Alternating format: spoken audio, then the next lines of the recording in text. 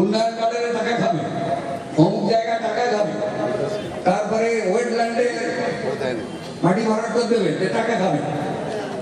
তো এরকম টাকা দিয়ে কতদিন আপনারা আমাদের দলের সৈনিক ডিসিপ্লিন বজায় রাখবেন। পুলিশ প্রশাসনকে বলবো বিশাল জমায়েতের মানুষ এতটাই যারা একটু তাদের সাহায্য করুন, কিভাবে এসে উপস্থিত হবে।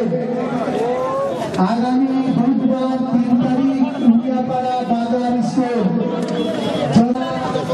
ভূমন্ডল অঞ্চলের পক্ষ থেকে জনসভা। তাহলে এই কোমরে শুধু ছড়ান বেঁধে ঘুরলে হবে, ওই ছড়ানটা ছেলেরা তুলে দিতে হবে। বেঁচে থাকাকালীন দেখতে হবে ও চালাতে পারছি কিনা, ও মধুমাতালে হলো কিনা, ও অন্য পিছিয়ে লাঠি তুলে দেবে কিনা, এটা বেঁচে থাকাকালীন বুঝে নিতে হবে যে এটা হবে, ঝুঁকি নিয়ে দায়িত্ব দিতে দিয়ে বুঝে নিতে হবে যে হ্যাঁ পার্টির যোগ্য কর্মী হচ্ছে, ওকে আরো আরো। এবং আমরা যারা আছি সবাই ঐক্যবদ্ধভাবে কাজ করতে হবে।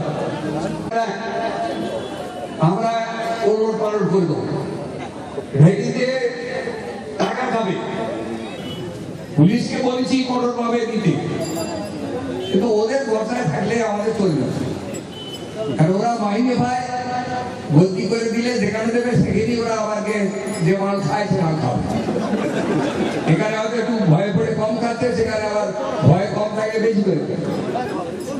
ওরা নিজের টাকাতে বউদের শাড়ি কেনে নেয়, ওরা নিজের টাকা দিয়ে বউদের শাড়ি কেনে।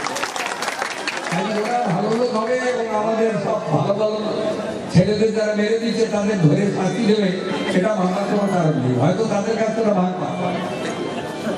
তাহলে আমাদের নিজেদের তার আগে থেকে সে তার আশেপাশে হাজির নেবে, তাহলে কেউ না কেউ দেখেছে যে ওই রাত্রি থেকে এদিকে এসছে। আরে তাদের সূত্র ধরে যদি আমরা ভালো করে ছানবিন করি, তাহলে আমরা নিজেরাই ধরে দিব, এবং আমরা নিজেরা ধরে যদি ঠিক মতো ধোলাই মাড়াই করি, তাহলে ওর পিছনে কে, তার পিছনে কে, তার পিছনে কে সব দিতে। আর পুলিশ ধরলে ওই অ্যারেস্ট করবে, করার পরে ওই কি হাজতখানা কোথায় দেবে, সেখানে 14-15 দিন থাকবে, কে বোঝাবো। ধারা বেশি দিলে বেশি দিন থাকবে, তারপরে উকিল টুকিলে জামিন হয়ে আবার বাড়ি চলে যাবে। আমি সেই জন্য পুলিশ প্রশাসনের কাছে আবার বলি, ঢিলে দেবেন না, হালকা ভাবে নেবেন না। জমি ঢিলে দেন, হালকা ভাবে নেন, পরবর্তীকালে আপনাদের এর ফল ভোগ করতে হবে। কারণ যেখানেই চাকরি করেন, এই পশ্চিমবাংলার মধ্যেই তো চাকরি করতে হবে, তো সেখানে তো টিএমসি আছে, তাহলে তাদেরকে আমরা বলে দেবো তো এই মালটা ওখানে গেছে, এই কাণ্ড করে ওখানে গেছে, তাহলে ওই দিক দরদ নেই, কারণ তেলিয়ে কোনো কাজ হয় না। আমরা সোজাভাবে সরকারটাকে পরিচালনা করতে চাই। সরকারি প্রশাসনের আইন শৃঙ্খলা যাদের ঘাড়ে দায়িত্বে, তাদেরকে যথাযোগ্য ভূমিকা পালন করতে হবে। আমাদের কর্মীদের সজাগ থেকে এই আমাদের নেতাদের রক্ষা করার যে দায়িত্ব, সেই দায়িত্ব আমাদের নিতে হবে।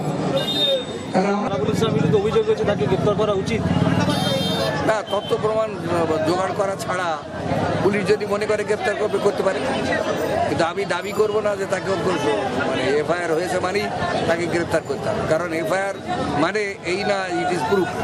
তাহলে পুলিশ যদি সেটা মনে করে যে হ্যাঁ ইট ইজ এনাফ প্রুফ আছে যে তাকে মানে গ্রেফতার করার যোগ্য, তাহলে গ্রেফতার নিশ্চিত করবে।